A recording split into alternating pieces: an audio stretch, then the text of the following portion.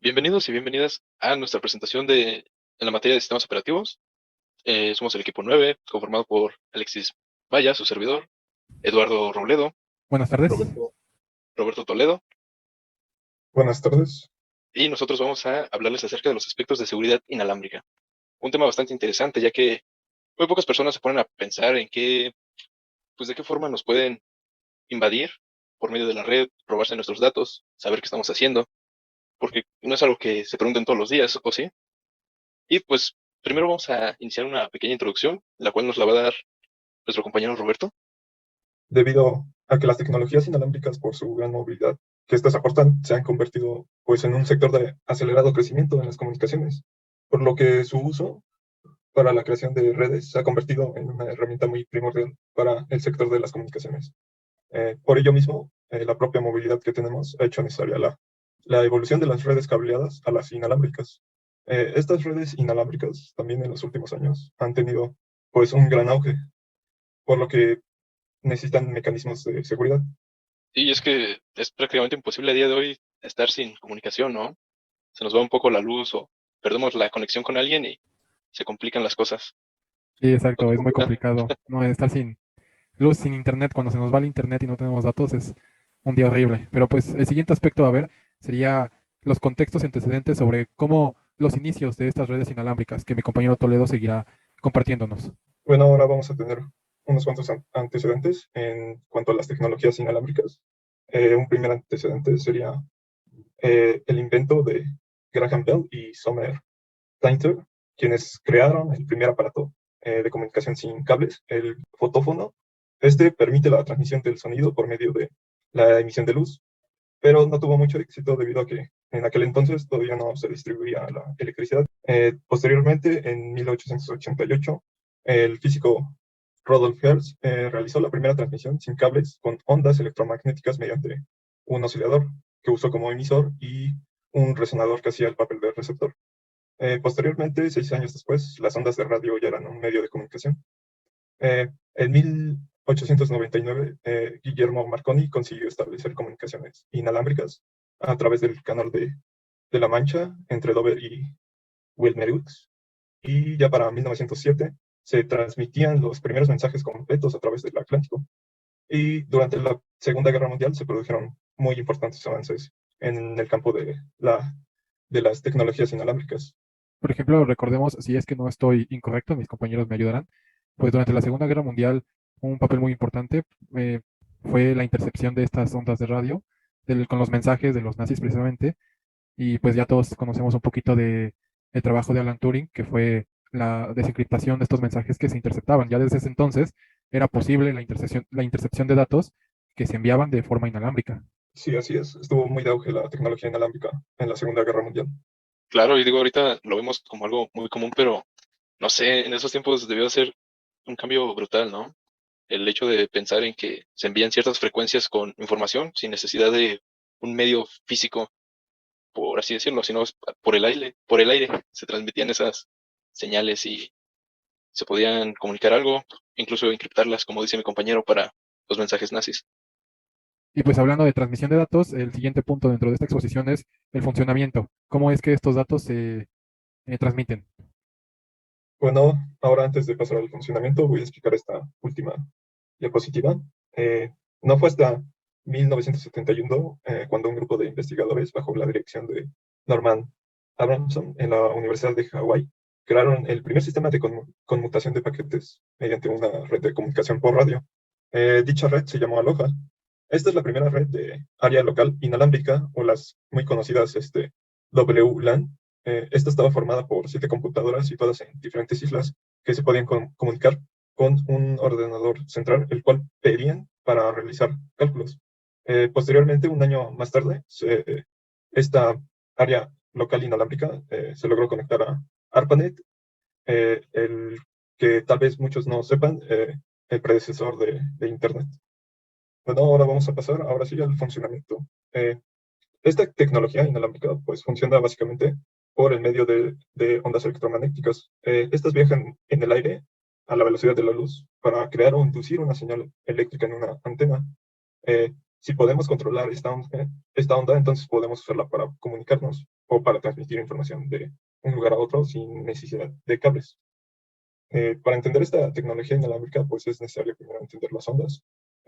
Las ondas electromagnéticas, pues, generalmente son senoidales y la frecuencia de una onda electromagnética es la velocidad a la que vibra la señal. Concretamente, la frecuencia de una onda es la cantidad de veces que se repite la onda en un segundo y viene expresada en hercios. Y gracias a las diferentes frecuencias o bandas electromagnéticas podemos tener una onda electromagnética que podemos emitir dos diferentes simultáneamente sin que éstas interfieran entre sí. Y ahora surgiría la gran pregunta de esta diapositiva, que es, ¿cómo podemos crear una onda electromagnética para enviarla de forma inalámbrica? ¿Cómo lo hacemos, Bueno, Roberto? bueno, todo esto comienza en el transmisor, donde este utiliza un oscilador. Este oscilador genera una onda electromagnética. Esta señal se propaga a través de los cables internos del propio dispositivo hasta la antena.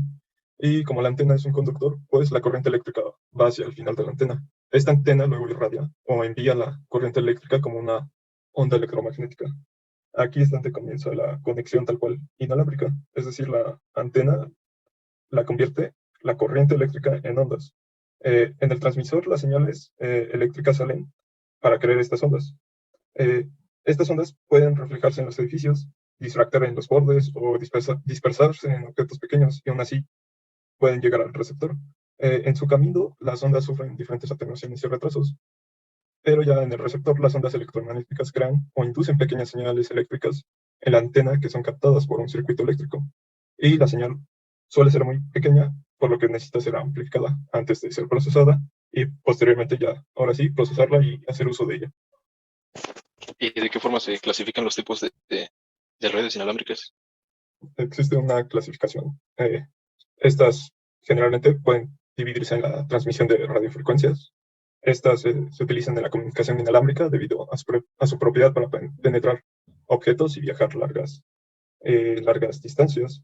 También tenemos la transmisión por microondas. Estas tienen frecuencias altas y dada su posición en el espectro son muy utilizadas para transmitir datos en frecuencias que no son interferidas por las ondas de radiofrecuencia.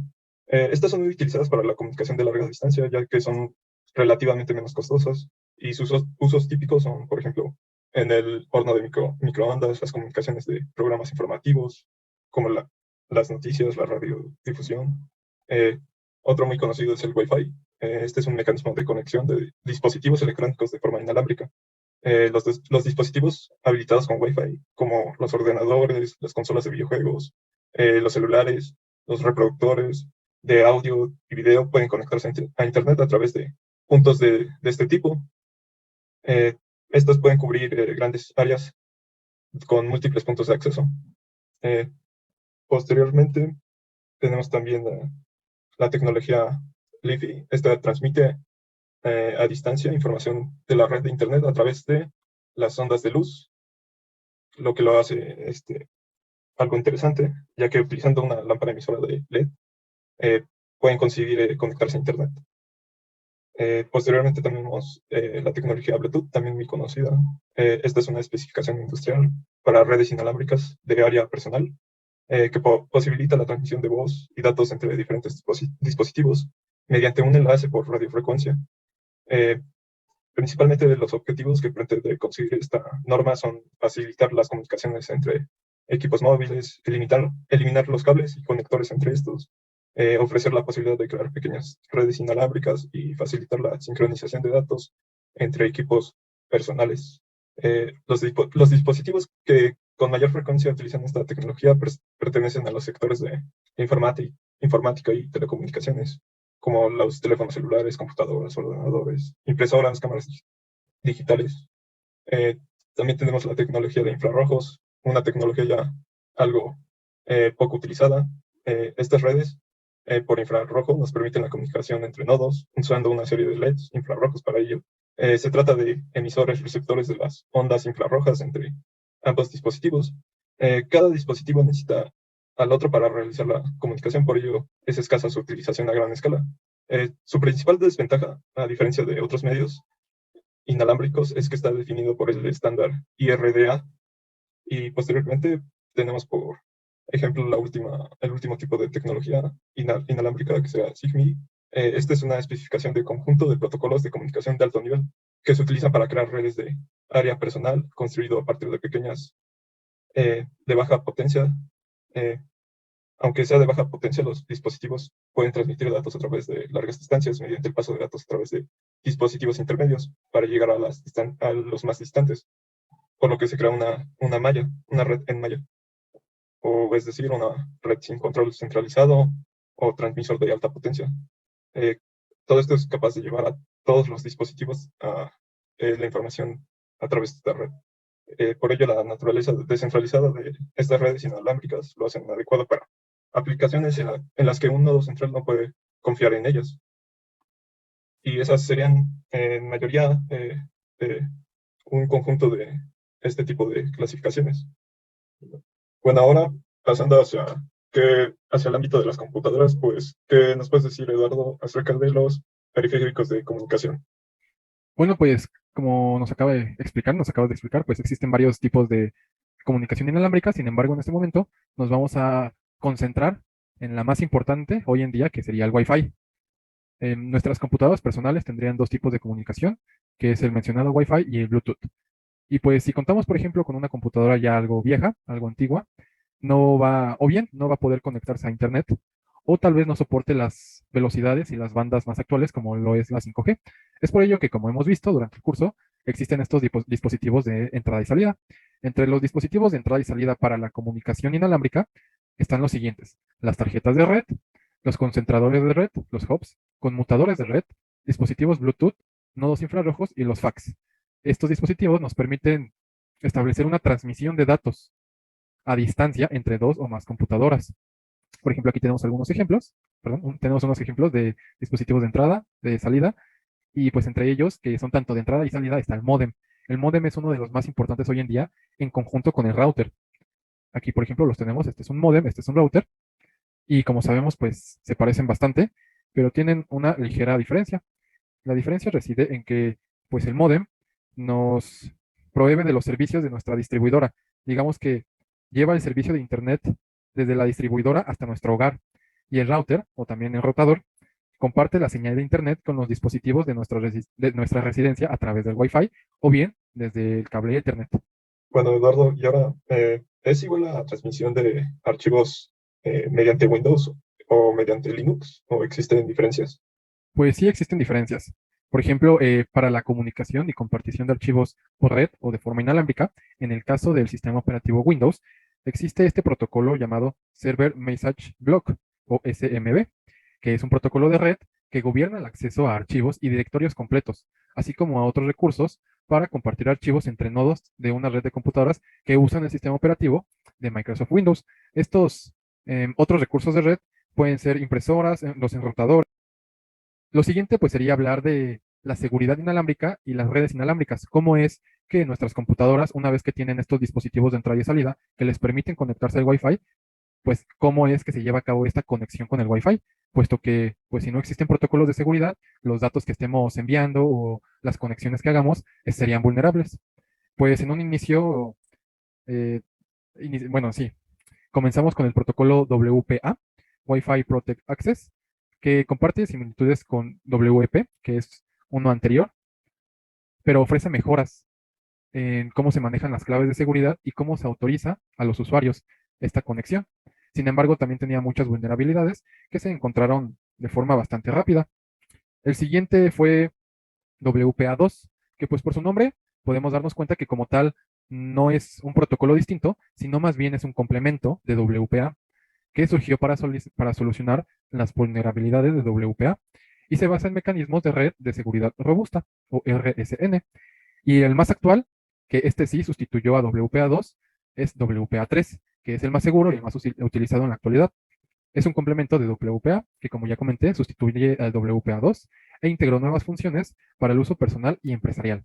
Además, cuenta con claves de cifrado mucho más difíciles de romper. Eso es en lo que se basan estos protocolos, en claves de cifrado cada vez más difíciles de romper para los ataques que puedan surgir por parte de los hackers, digamos. Bueno, y ahora con todos estos protocolos, pues, ¿qué riesgos o amenazas se presentan en la comunicación, en las comunicaciones inalámbricas, Eduardo? Bien, pues a pesar de tener el protocolo WPA3, que es el más seguro, si bien su clave es muy difícil de romper, no está exento de que podamos nosotros sustraer algún tipo de virus o malware sobre de algún sitio web, eh, pues de dudosa procedencia. Y pues algunos de estos riesgos y amenazas en las redes inalámbricas son estos de aquí.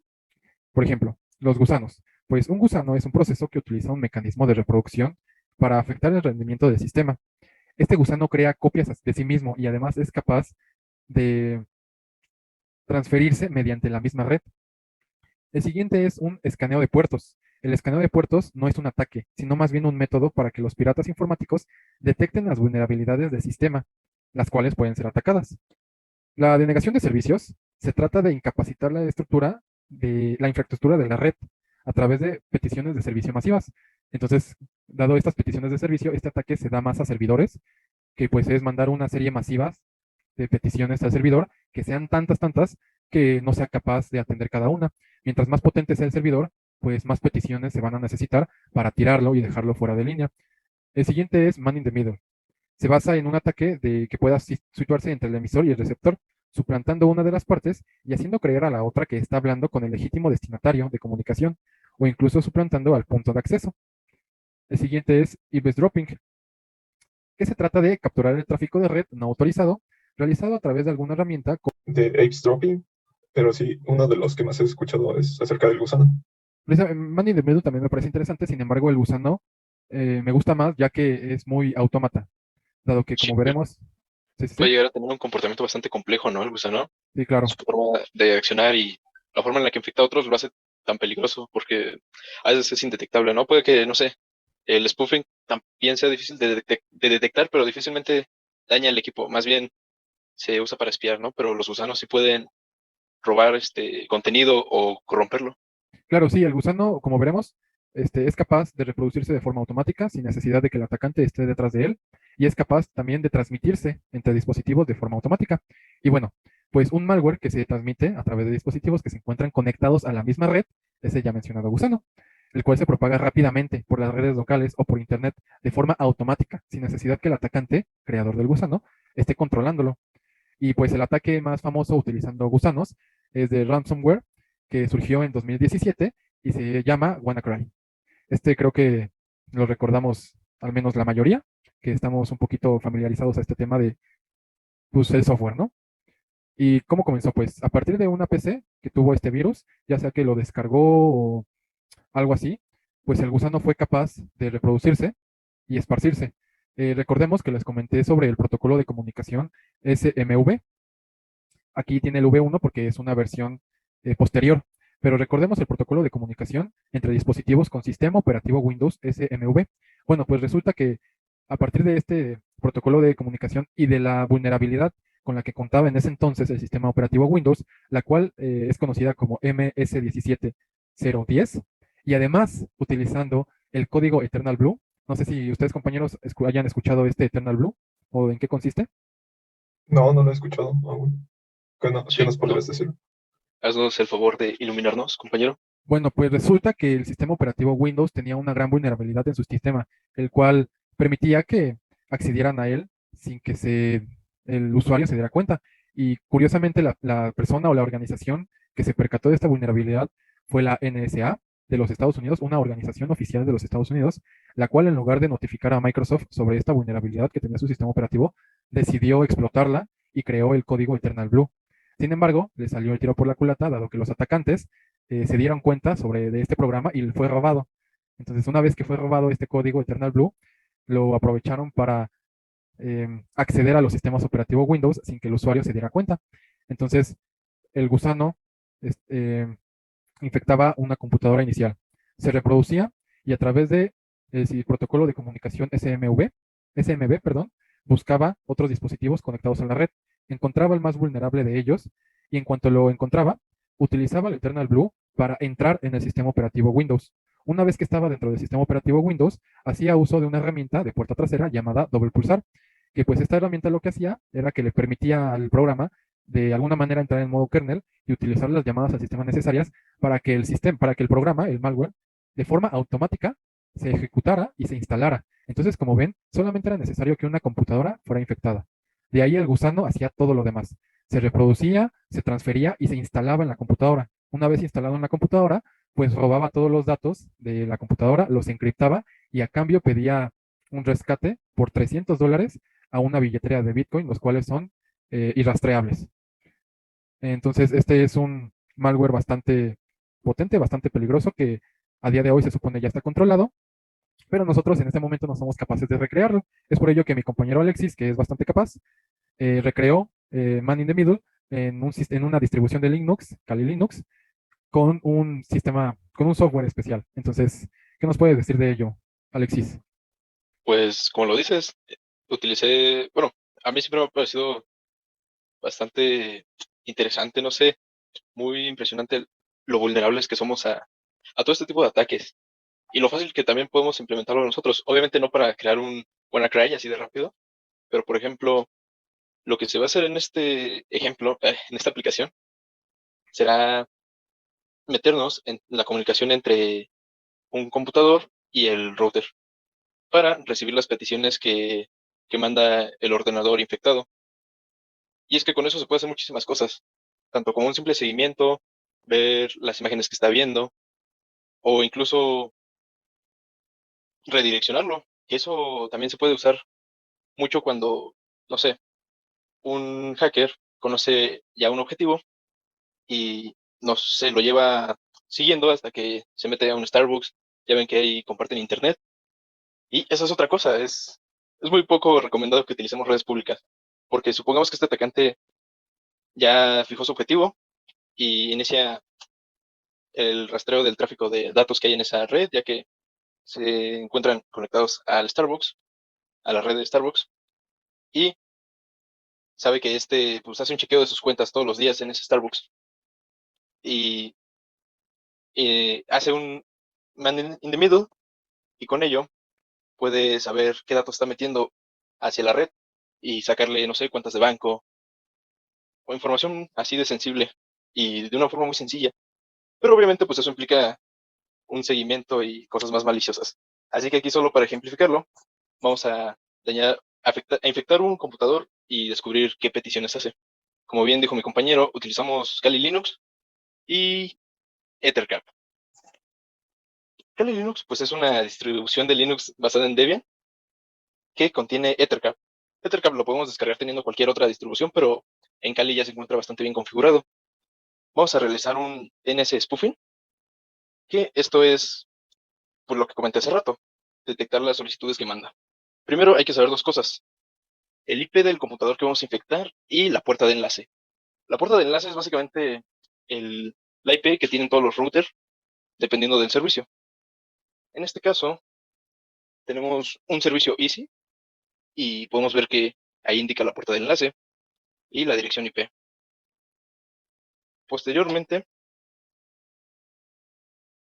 abrimos Ethercat en el modo gráfico. En la base de Kali Linux podemos encontrar la aplicación desde el menú o abriéndolo en la terminal. Es lo mismo. Luego, es necesario que para este caso tenga la interfaz primaria de ETH0, ya que como es una máquina virtual, pues está conectada por un puente, para que de esta forma pueda acceder a las IPs. Y luego le damos al icono de la palomita, no, en la diapositiva anterior, en la palomita, y empezará a hacer un rastreo del tráfico de datos. Y ahora sí, vamos a la siguiente, donde ya nos mandan los hosts que están conectados a la misma red. Y eso me pareció impactante, cómo tan rápido podemos saber las direcciones MAC de los equipos. Y es que teniendo estas direcciones podemos hacer muchísimas cosas. Si sabemos un poco más de informática, podríamos incluso bloquear el equipo. Y esto ya no tendremos que necesitar un acceso a Internet, sino pues otros conocimientos. De momento, con la IP, ya detectando cuál es la que vamos a infectar y el puerto de enlace, le damos clic en añadir a Target 1 la computadora a infectar y a Target 2 la puerta de enlace, para posteriormente dar clic en el icono del mundo. Ah, no, Sí, DNS spoofing. Le damos, no, me equivoqué ahí. Bueno, otra vez. Sí, no pasa nada, no pasa nada. Nos aparece una opción que dice ARP spoofing. Le damos clic y nos empieza a hacer el proceso de envenenamiento. Después abrimos los plugins y buscamos la opción que dice DNS spoof. Con eso ya tenemos hecho el proceso. Ahora solo queda comprobarlo. Para ello, como tenemos el equipo infectado a la mano, nos dirigimos a él en la siguiente diapositiva y hacemos una búsqueda. En este caso, simplemente pusimos Yahoo en el rastreador, le damos en buscar y pues al hacer esto, el equipo infectado está mandando señales al router que quiere entrar al dominio de respuesta sobre Yahoo. Y Man in the Middle pues lo intercepta y nos manda las solicitudes que estén viendo. Y de esa forma podemos conocer el manejo que está haciendo nuestro usuario en la red. Obviamente, pues estas aplicaciones pueden escalar a cosas más complejas, como el ejemplo del banco que comenté hace rato. Pero tan solo con esto, no sé ustedes, a mí me parece impactante lo fácil que es saber cómo se mueve un usuario en la red. No sé ustedes qué opinan. Sí, sí, no, claro. O sea, el hecho de que si tú sin darte cuenta hay una persona, una tercera persona que sepa todo lo que estás googleando y todo lo que estás investigando, ya es bastante peligroso. Y creo que de una manera bastante sencilla. O sea, simplemente necesito una aplicación que ya está, como tú comentaste, bastante optimizada en el sistema operativo Kali Linux. Entonces, pues sí, es algo alarmante, ¿no? Sí, sí, ¿Y estamos hablando de que esto el sistema es algo, operativo infectado, perdón, es Linux o fue Windows? es Windows. Sí, la máquina que se infectó es un sistema Windows. Pero pues eso es indistinto. Ah, ok, perfecto. Sí, Entonces, ahí sí no afecta el sistema operativo tal cual. Afectaría en la forma en que envía las señales. Pero como es por medio de las solicitudes por fuera, no es dependiente del sistema operativo. oh, perfecto. Entonces, ahorita si tú tuvieras la IP de Roberto y su dirección de acceso, podrías ver lo que está googleando en este momento. Ah, sí, sí, si estuviera en su misma red, sí lo podríamos hacer. No, pues es Y un ya tema con bastante. Ajá, ajá, sí. sí, y escalando a otras cosas, como dices tú ya con el sistema operativo, ahí sí podremos ya meterle un gusano, Sí, pero pues no, ya claro. esos son temas más, más complicados y legalmente pues ambiguos, ¿no? Claro, pues entonces este tema es bastante extenso. Como ven, existen muchísimos tipos de malware, unos mucho más complejos de otros y unos más fáciles de realizar. En este caso, pues se realizó Man in the Middle de forma académica, sin ningún riesgo y sin ninguna mala intención. Pero pues lo siguiente sería acabar con esto y pues muchas gracias por su atención.